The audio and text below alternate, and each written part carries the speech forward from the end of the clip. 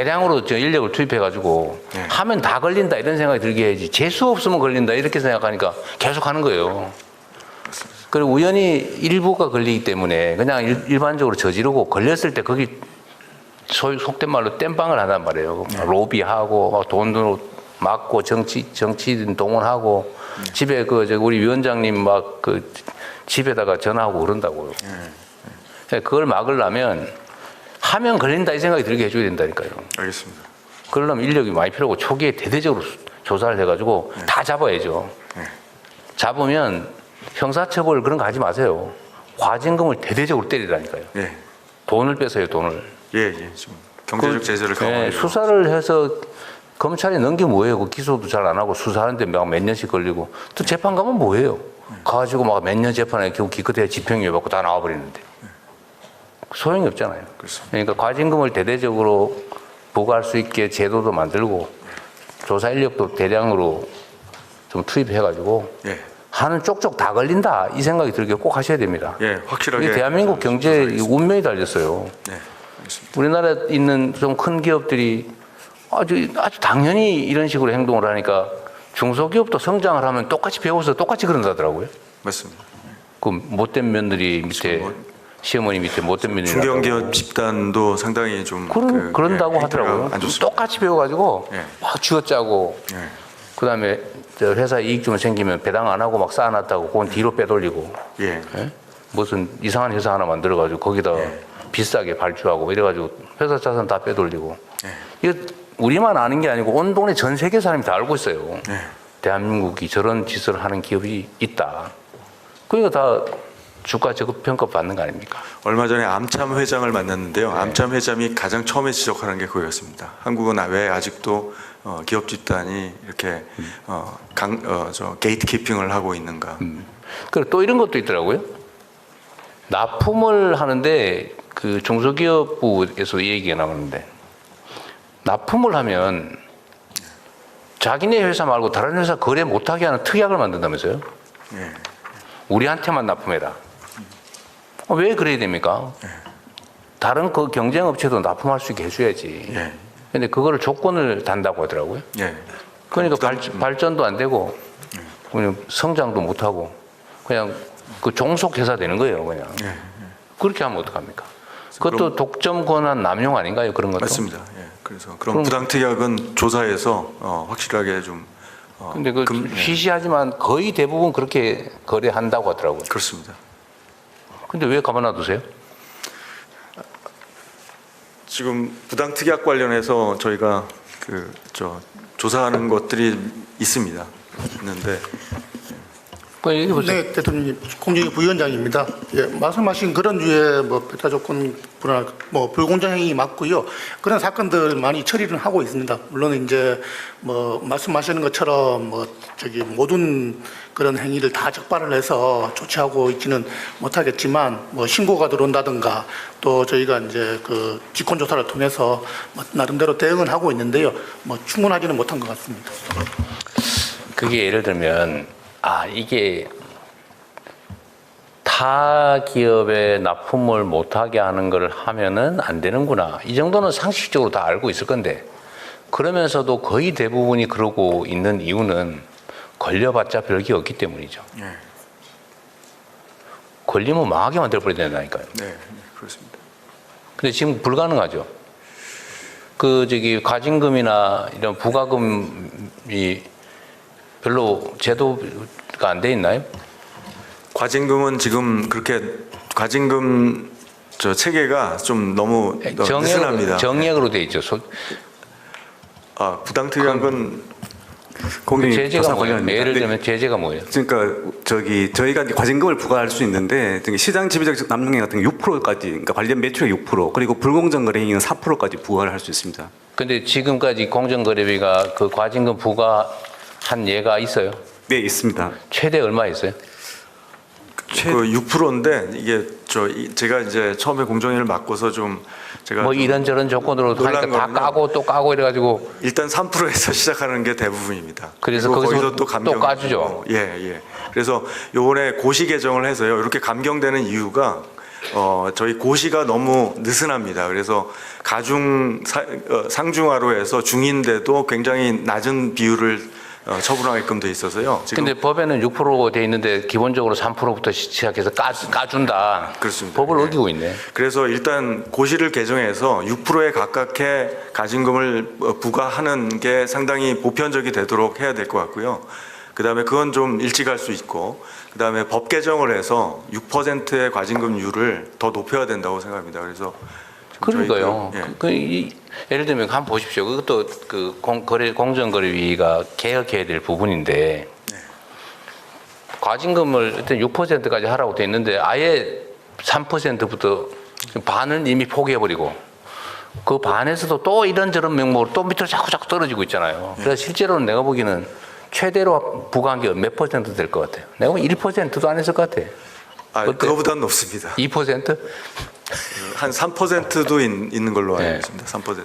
그러니까 이게 결국은 위반한 강자의 입장에서 정한 규정 아니겠어요. 예.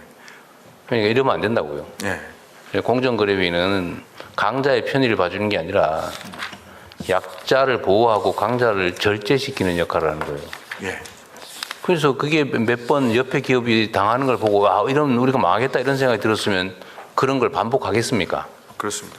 근데 걸려봤자 아무것도 아니니까 차라리 돈 주고 평소에 위반하는 게 훨씬 이익이잖아요. 예, 맞습니다. 그 말이 안 되잖아요, 그게. 예. 그래서 하여튼 과징금 체계를 전면적으로 개편하려고 합니다. 네.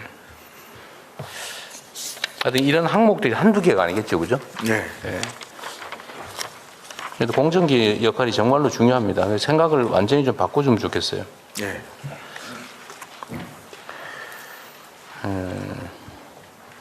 동반 성장을 위한 의뢰 협상력 강화는 아까 많이 말씀하셨는데, 그죠? 예. 어쨌든 이것도 과감하게 생각 자체를 근본적으로 바꿔줘야 됩니다. 예. 을들을 약자들이 담합을 연합을 하면 그걸 담합이라고 처벌하는 게 기본 관념이잖아요. 공정거래위의 역직원들도 많이 계신데 그 당연하다고 생각할 가능성이 많아요. 근데 안 당연해요. 세상이 바뀌었어요. 예. 이 가불관계라고 하는 게 그냥 약간 불균형이 아니고 완전히 힘의 관계가 이렇게 정말 기울어진 정도가 절벽이 됐어요. 을들 똑같은 입장에 있는 사람들한테 연합해서 힘을 모아서 거래를 협상을 할 수 있게 만드는 건 그렇습니다. 정말로 중요합니다. 그렇습니다. 이제는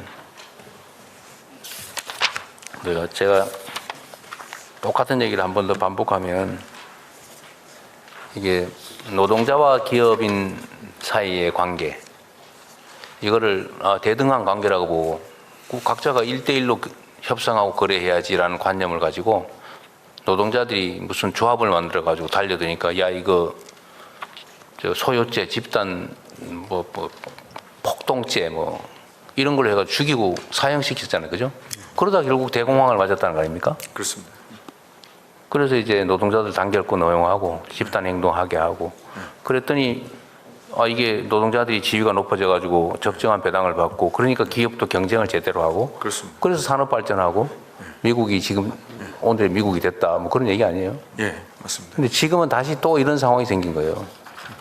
아주 이 거래 체계가 복잡하게 되면서 이 을 공급하는 측 여기가 지금 상하 관계로 전환이 되죠. 옛날에는 맞습니다. 대등한 관계였는데 지금 이렇게 돼버렸단 말이에요. 아래 위로. 지금 디지털화되면서 또 더 더 심해졌죠.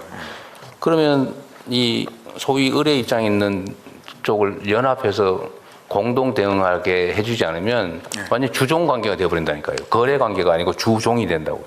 예. 이러면은 정상적인 시장 경제가 운영될 수가 없다. 예. 그러니까 을에게 힘을 줘서 주종 관계로 빠지는 거를 대등한 거래 관계로 복구시켜주는 유일한 힘은 예. 연합할 수 있게 해주는 거죠. 그렇습니다. 사고를 좀 근본적으로 바꿔야 된다는 겁니다. 우리 위원장님은 어쨌든 뭐 그런 점에 대한 문학 개혁적 사고가 뚜렷해서 잘하실 걸로 믿습니다. 우리 공정거래위 우리 직원 공무원 여러분도 잘 협조 좀 해주세요. 예, 열심히 하겠습니다.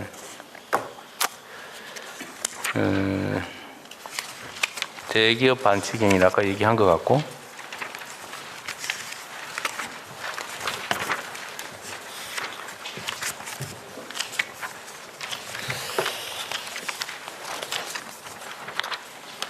그리고 여기 자료에 보면 대폭 강화 그러면서 과징금 20억으로 정액 그 써놨던데 쪼잔하게 20억이 뭐예요?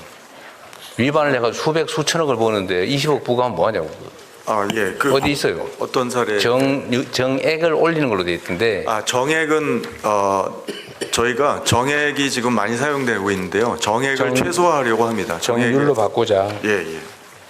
여기 있잖아요. 정액 과징금 157페이지 있네. 정액 중간에 정액 과징금 상향. 나름 뭐 많이 했어요. 40억에서 100억.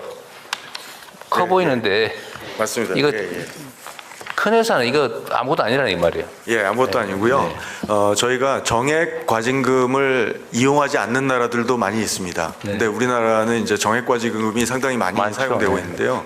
그래서 저희가 산정 기준을 지금까지 매출액 기준으로 많이 산정을 했는데 그래서 이제 정액 과징금으로 매출액 산정이 어려울 때는 그렇게 됐는데 매출액이 아니고 거래 금액이라든지 부당이익이라든지 그런 방식으로 네. 바꾸면 될 것 같습니다. 어쨌든 단순하게 계산할 수 있고 제재 효과가 크게. 예. 예. 그 다른 나라 사례들도 보면은 뭐 매출액의 30%를 과징금을 하는 경우도 있고 뭐 그러더라고요. 예, 그럴 수도 있죠. 담합 같은 경우. 네. 여기 160페이지에 있군요. 과징금 상한 시장 지배권 남용의 과징금 한도는 한국은 매출액 최대 6%인데 일본은 10%, EU는 30%다 그런 얘기네요. 그렇습니다. 여하튼 우리나라의 이런 경제 질서 위반 행위에 대한 제재는 정말로 약해요. 네, 맞습니다. 그게 결국 로비의 결과인지 아니면 뭐 다른 이유가 있는지 모르겠는데 이제는 다 좀 바꿔야 됩니다. 예. 그리고 전에 이게 162페이지에 써 있기도 한데 저번에 그 가공식품 너무 물가 많이 올랐다. 예. 이건 뭔가 문제가 있는 것 같다고 해서 네. 공정거래가 조사를 좀 하자고 했잖아요. 그렇습니다. 예. 결과는 지금 그 설탕 담합 같은 경우는 지금 조사 보고서가 완료됐고요. 확인됐어요? 발송이 됐고 지금 밀가루 1월이나 2월 경에 이제 네. 심의가 들어갈 것 같고요. 밀가루는 이제 조사가 거의 완료 단계에 있습니다. 그때 조사 뭐 했어요? 설탕, 밀가루. 설탕, 밀가루, 돼지고기, 계란 뭐 이런 계란. 식원자재 위주로 했습니다. 오늘 요 다음 시간에 그 여가부 지금 보고가 있어가지고 그런데 네. 우리나라 생리대가 그렇게 비싸다면서요? 그 생리대가 못 들었어요. 엄청 비싸다고요. 다른 나라보다. 예. 평균적으로 그렇게 비싸답니다. 예. 그건 뭐 조사 아직 안 해봤겠죠. 저는 조사 안 해봤습니다. 살펴보겠습니다. 그거 조사 한번 해봐 주시면 좋겠어요. 이건 이게 독과점이라서 그런지 다른 나라보다 약 39%가 비싸다고요. 예. 뭐 그리 비싼지 모르겠어요. 그것도 뭐 이유가 있을 것 같아요. 예. 담합이나 아니면 시장 지배력을 남용해가지고 네. 과도하게 물가 올리고 이러는 거는 이것도 역시 사실 조사하려면 엄청나게 인력이 많이 필요하죠. 시간도 많이 필요하고. 예. 그래도 아까 가맹 사업이나 이런 거에 비하면 그래도 그렇게 인력이 많이 필요하지 않습니다. 왜냐하면 독점화가 많이 주로 이제 심화된 거 위주로 보기 때문에요. 여하튼 공정거래위의 역할을 늘리는 건 정말로 중요해요. 네. 자, 그 다음에 소비자보호원.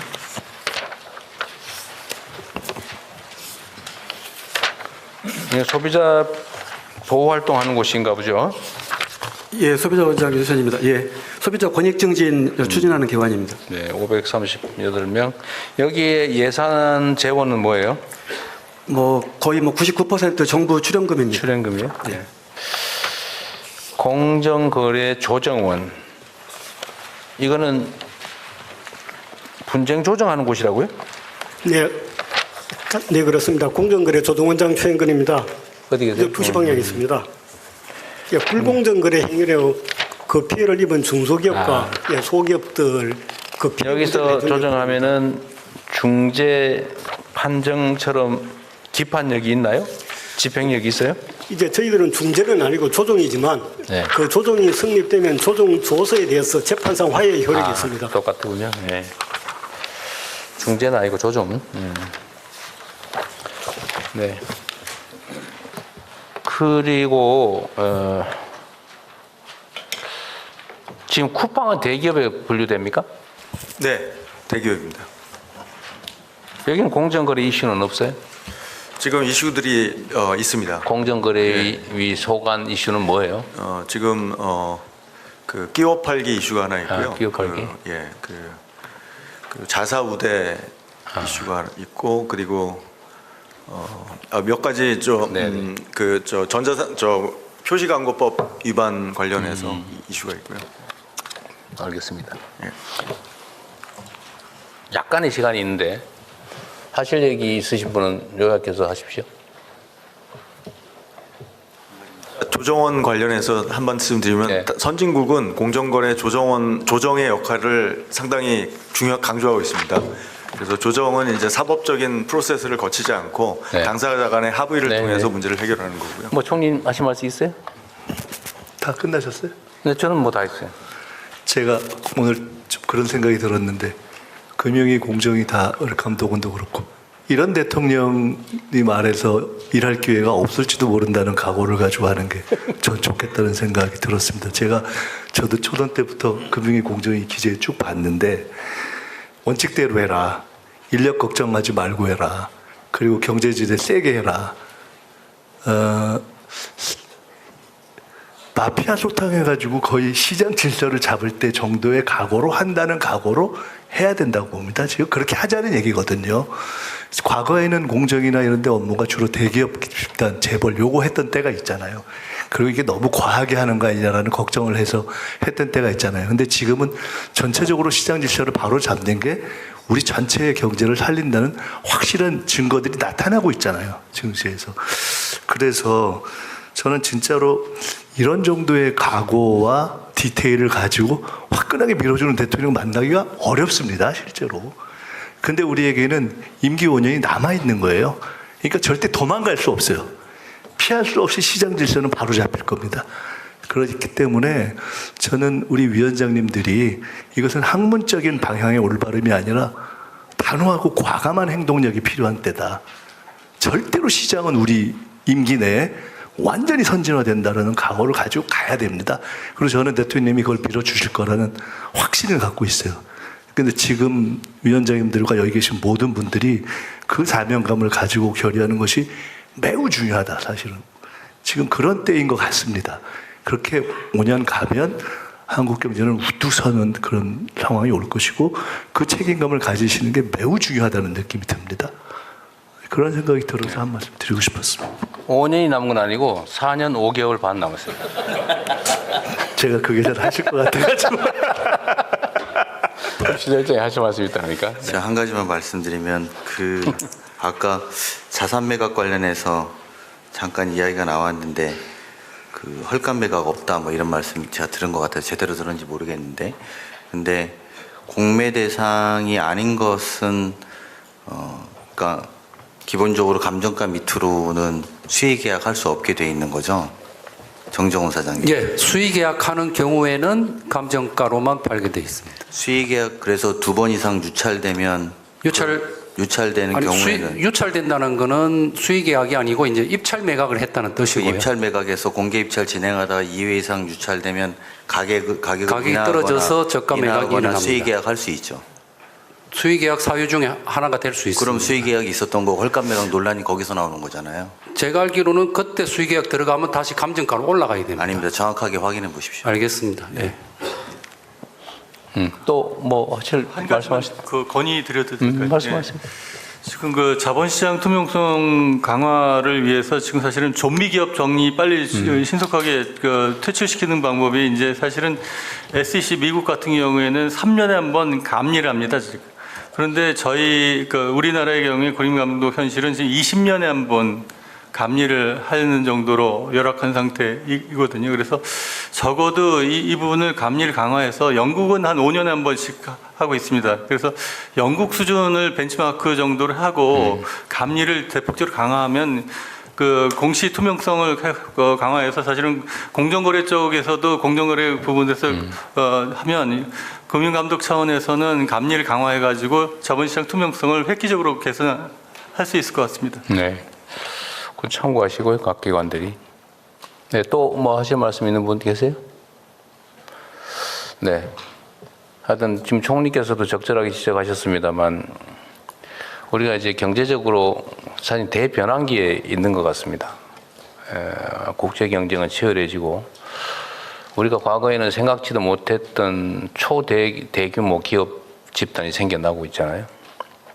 그다음에 경쟁이 치열해지다 보니까 또 거래 관계도 그렇게 불투명하거나 또 폭력적인 양상도 있어요. 근데 이게 종전처럼 소위 말하는 수탈, 부정거래, 비정상거래 이런 게 횡행한다면 사실 이게 정상적인 선진 자본주의 국가로 가기가 어렵지 않습니까? 근데 이 문제를 해결하는 핵심 기구가 바로 공정거래위하고 금융위, 뭐 금감원 이런 데입니다. 정말 사명감을 가지고 대한민국 경제가 이제 10대 경제 강국, 사실 뭐 한 14위 정도로 떨어졌다고 하는데 여하간 10대 경제 강국에서 그 이상으로 우리가 진입하려면 좀 투명하고 공정하고 정상적인 시스템이 갖추어져야 돼요. 그게 사법제도든 경제제도든 모든 행정제도든 뭐 모두가 마찬가지죠. 다 정상이 좀 돼야 됩니다. 정상적이고 상식적이어서 그냥 그게 뭐 상식적으로 보면 맞는 거지라고 생각되는 상태가 돼야 되는데 힘세고 많이 가진 쪽이 언제나 유리한 그런 시스템을 유지해서는 우리가 미래가 없어요. 그 중에 제일 강력한 힘을 가진 데가 제가 보기에는 검찰, 경찰, 공정거래위, 금융감독원 뭐 이런 데인데 내가 역할을 정말 제대로 해줘야 됩니다. 그 중에 제일 아마 버겁기도 하고 힘든 영역이 아마 공정거래일 가능성이 많아요. 그래서 제가 이게 반복해서 말씀드리는 거예요. 금융위원회도 마찬가지죠. 금융의 영역의 역할이 점점 커져가잖아요. 산업 분야보다. 우리는 앞으로 점점 더 그렇게 될 텐데 그 속에서도 좀 최대한 공정하고 투명하고 좀 포용적인 힘세고 좀 많이 가지고 신용도 높은 사람만 사는 세상이 아니라 좀 힘없고 약하고 좀 덜 가진 사람들도 함께 살 수 있는 그런 세상을 만들어야 되지 않습니까?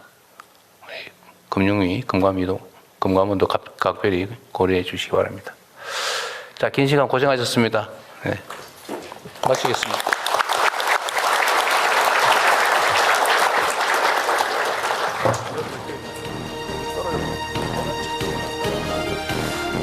예, 그 다음 업무 보고.